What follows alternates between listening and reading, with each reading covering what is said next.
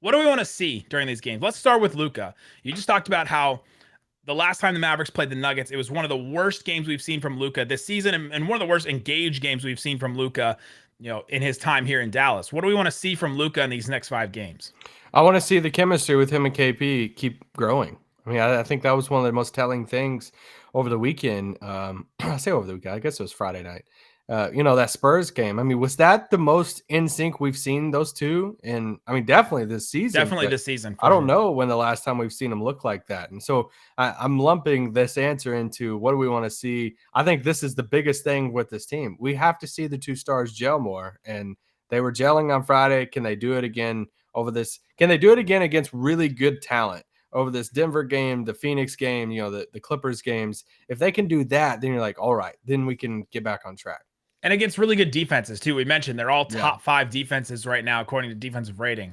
And so you're like, all right, can they do it against really really good defense, really really good talent? I totally agree with you. The chemistry with Porzingis, that's a huge thing. The way that they use KP, the way that he involves KP, the way that they set each other up, I think is massive for the success of this team just overall, right? If KP's not going to get traded, he wanted to trade at the end of last season, reportedly. If he's not going to get traded, he's on this team. All right, the Yeah. best way for KP the best way for the Mavericks to move forward is if Luka and KP are on the same page, doing what they did against the Spurs the other night. Other thing I want to see from Luka is the shooting continue to improve. He started this season really bad from three and shooting really bad. First 8 games of the season, he shot 25% from three. Last 4 games, he's gotten a little hot and he's shooting 41% from three. So if that can keep up, if he can hit some more threes, if he can continue to stay hot, then that obviously gives the Mavericks a chance. That opens up so much for his game. It opens up driving lanes for him because guys have to defend him harder, they have to close out on him harder, all that. And obviously, he scores.